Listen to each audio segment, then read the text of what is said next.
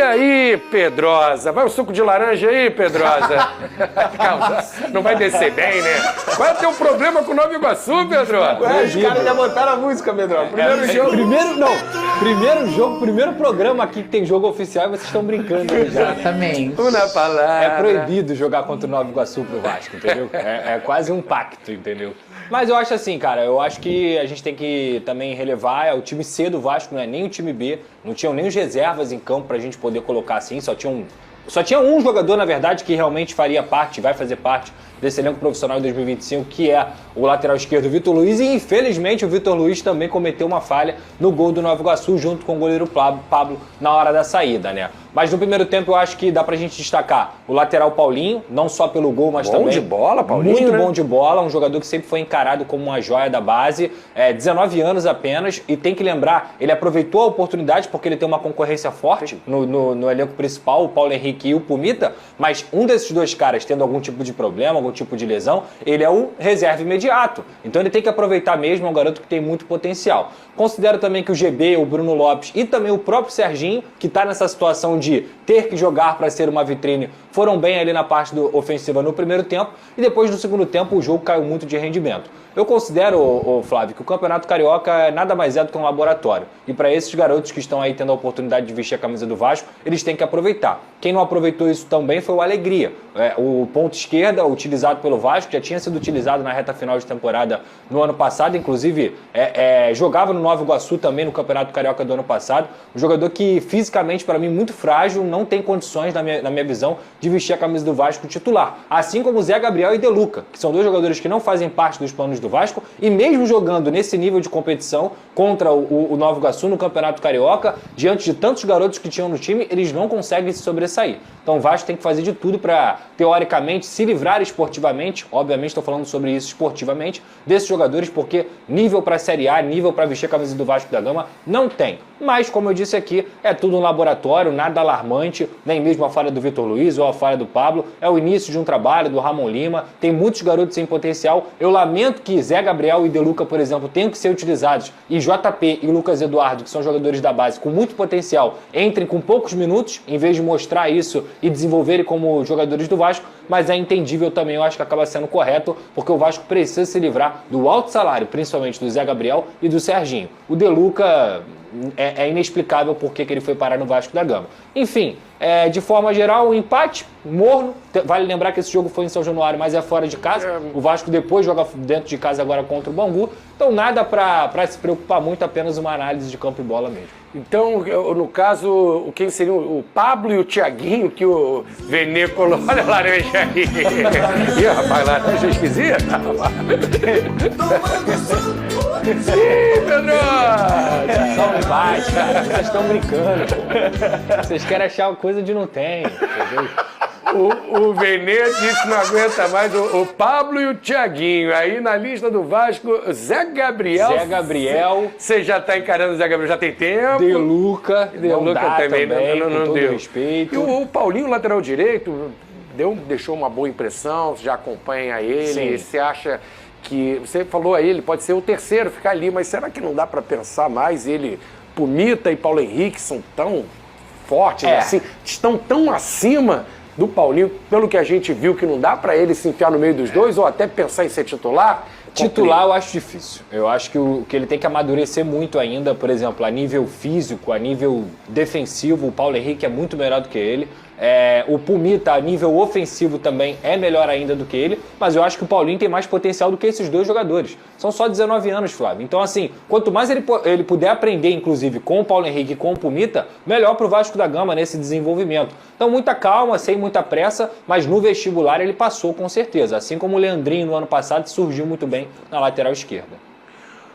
Olha, enquanto que o time alternativo foi derrotado pelo... Derrotado não, desculpa, a gente empatou com o Nova Iguaçu. Empatar com o Nova Iguaçu em São Januário tem sabor de derrota, mas não perdeu, foi um empate. Mas o time principal do Vasco também entrou em campo e goleou o Casemiro de Abreu, um jogo treino por 7-0.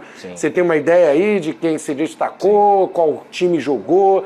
Esse jogo treino aí contra o Casemiro de Abreu, isso é bom, 7-0, Pedro. O time titular do Vasco, se não me falha a memória, foi formado pelo Léo Jardim, Paulo Henrique, Lucas Oliveira e o João Vitor. Vale lembrar, daqui a pouco a gente vai falar um pouquinho mais do Lemos. Ele chegou hoje no CT Moacir Barbosa, então não estava à disposição ainda.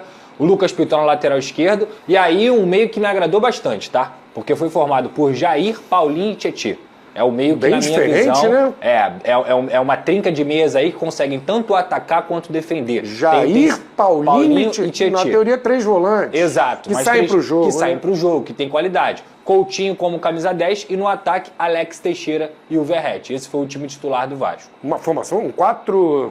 É quase um 4-4-2, que pode ser um 4-3-2-1 também, com o Coutinho um pouco mais próximo do Alex Teixeira. Ninguém não aberto. Tem ponta, né? Inclusive, esse é o foco do Vasco nessa semana. Encontrar extremos. Um extremo ponta esquerda titular e um extremo que possa atuar nas duas pontas, que tenha força física, profundidade para compor elenco. Esse é o principal foco do Vasco no mercado de transferências nesse momento, achar esses extremos, porque o Carille gosta de jogar com extremos. Então assim, enquanto ele não tem os extremos, ele formou essa equipe. O Payet também foi bem, ele entrou no segundo time, do segundo tempo, fez gol, e o Jean David também fez 2 gols nessa partida. Opa, será que vai emplacar o chileno, né? Rapaziada, lembrando sempre, a GoCase é a mais nova parceira do canal do Pedrosa e se você quiser produtos licenciados oficiais, ó, mochila, toma mochila, mochila do Vasco, copo do Vasco, garrafa do Gigante da Colina personalizada, carregador portátil, entre tantas outras coisas, é só você ir lá no site da GoCase, está aqui na descrição, utilize o cupom Pedrosa para você ganhar um desconto especial lá. E a GoCase não tem pirataria, é só produto oficial licenciado. Você se ajuda, me ajuda e ajuda também o Vasco da Gama contra a pirataria, beleza? GoCase, cupom Pedrosa, vai lá. E além disso, claro, a nossa grande parceira KTO, um beijo pra KTO, tamo junto, só clicar aqui na tela, aqui no QR Code para você fazer seu jogo, sempre com muita responsabilidade, é proibido para menores de 18 anos e não é para jogar o que você não tem, pelo amor de Deus. Não vai jogar a conta de luz, não vai jogar... É pra brincar, pra você se divertir, é dinheiro sobrando. Se você tiver um dinheiro sobrando e quiser fazer uma brincadeira, vai lá na KTO, aqui ó. Clica, aponta a câmera aqui pro QR Code e utilize também o cupom Pedrosa lá na KTO, beleza? Ô Flavinho, antes de mudar Temer. o assunto, que eu vi que você vai mudar o assunto, posso fazer quase um elogio indo pro Botafogo. ao Vasco da Gama? Fala. Contratou um baita profissional chamado Bruno Lazzaroni. É isso, O Bruno, né, auxiliar. Bruno para ser Lazzaroni. auxiliar. Muita gente acha que auxiliar técnico não serve para nada, que é apenas para entregar colete e dar bola no dia a dia. Pelo contrário, o auxiliar técnico ele tem que ser o contraponto do treinador. E o Bruno Lazzaroni é um cara que entende muito de futebol. E ser auxiliar e ter um bom auxiliar é extremamente importante. Eu vou te dar um exemplo. O Jair Ventura, quando foi demitido do Atlético Goianiense, sabe qual foi o motivo que o presidente do Atlético Goianiense me deu, mesmo ele fazendo boa campanha?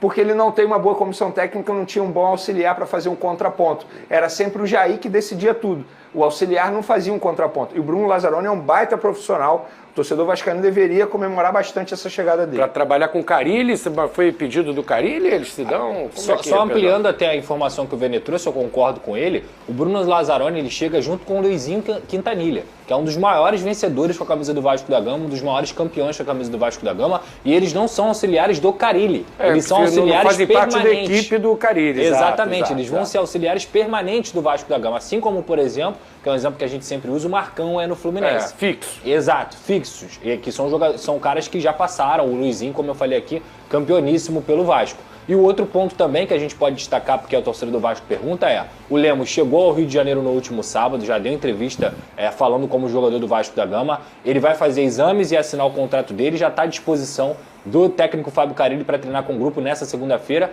e em breve já deve ser anunciado aí, já está sendo produzido o material de anúncio dele, um zagueiro que veio do Atlético Mineiro, e o contrato vai ser em definitivo, 3 anos de contrato. Por quê? Porque ele não tem intenção nenhuma de voltar ao Atlético, seria empréstimo, mas o Atlético também entendeu que ele não faz sentido você emprestar, então ele rescindiu com o Atlético e chegou ao Vasco da Gama. Outro jogador que me pergunta sobre o Lucas Freitas, quando vai ser o anúncio dele? Eu fui pesquisar hoje, fui apurar com o Vasco da Gama, mais tardar, entre hoje e amanhã também o anúncio deve acontecer. Então esses 2 zagueiros, Lemos e Lucas Freitas, vão ser anunciados aí muito em breve pelo Vasco da Gama. Olha, enquanto a Fernandinha tá de férias, relaxando, só curtindo, deve estar comemorando ainda o título da Libertadores brasileira, aquela temporada maravilhosa, até bom pra ela,